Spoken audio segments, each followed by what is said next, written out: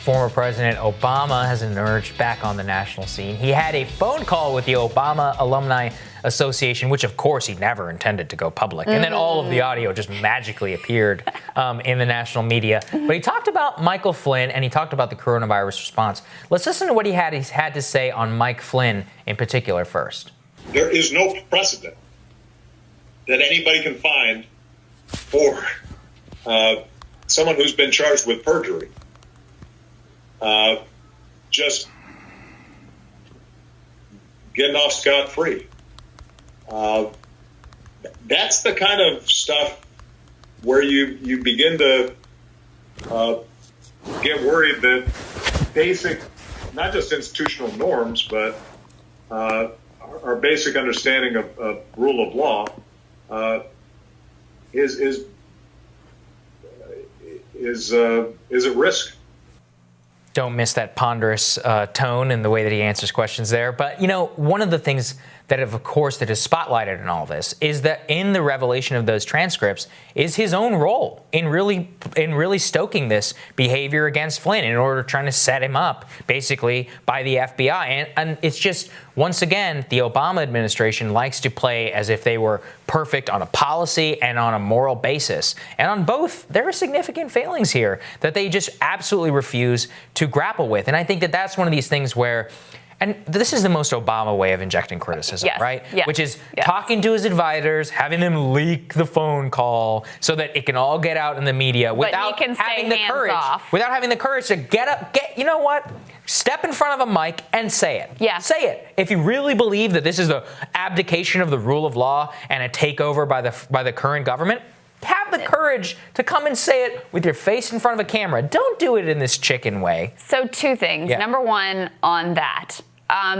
If you are like a resistance type Democrat who, you know, has that mindset, like, how can you not be disappointed in Obama's complete invisibility during this time? I mean, that the best you can do is like leak some audio of like, you know, a mild statement about your disappointment here in the rule of law and whatever. Like, where have you been? If this is such an existential threat, where have you been fighting for this country that you love? Like, what has your role been during this time? So if that's your mindset, I don't know how you can't be disappointed in President Obama's lack of visibility, lack of strength, because he has, I mean, this is a person who people listen to. Yes. I mean, he is so extremely high approval rate. Not just within the Democratic Party. Like, when he speaks, people really do listen.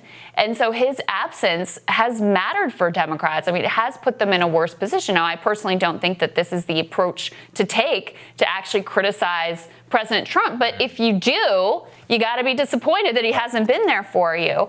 The other piece is, you know, for me, it's a bit rich to hear Obama talk about the rule of law. Yes. Because it was, of course, his DOJ that didn't prosecute any of the people who destroyed our economy. Mm-hmm. No bankers were prosecuted. Nobody went to prison. They gave them bonuses. And so, you know, now you want to come around and get people worked up about the rule of law. Like, I think a lot of the American people looked at that, looked at the way that rule of law is applied in the selective application, you know, which always disproportionately falls most heavily on the poor and the working class across races.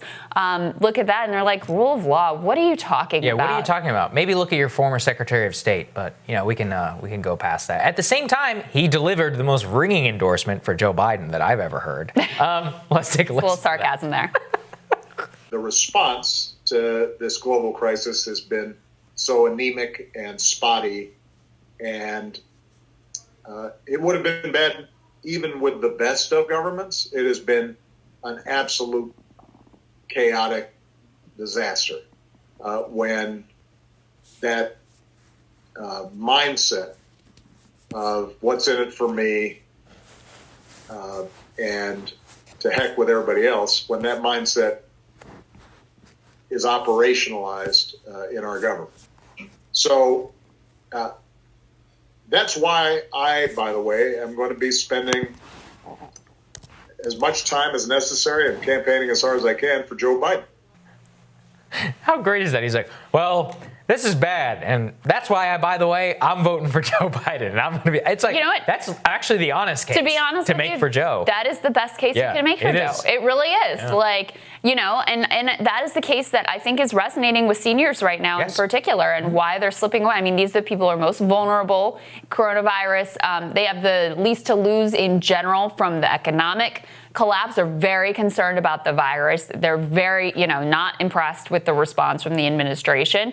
And so I actually think that is the case for Joe Biden. It is just funny to hear it laid out quite so like nakedly of, well, this guy's terrible, so I guess we're going to go with this one over here. Yeah, I mean, that's how we think. And it's so contrary to how Obama won office. Like, how did this man who was nothing become president of the United States in the span of like 4 years? But he did it by capitalizing on a hope of a new and different type of politics, of ending wars overseas, of shifting the paradigm, of bringing millions of people into the political process for the first time. I mean, he didn't govern that way. And now it's like he's just lost. I mean, this is the single greatest, from a charisma point of view, single greatest politician of the age. Yeah. And it's just gone. It's like, what happened? That's and this is the best case. He's doing what he can work with, really. I mean, did this with Hillary and doing it with Biden. And it's kind of ironic that the person you're left with as like the inheritor of the Obama legacy would be Joe Biden. I mean, he was brought on board the Obama ticket to give this like sense of stability. Basically to make like white people feel more comfortable as like this, older white guy. Okay, we see this is not like some crazy thing. We can feel comfortable with this guy. He knows the Senate. He's going to know how to govern.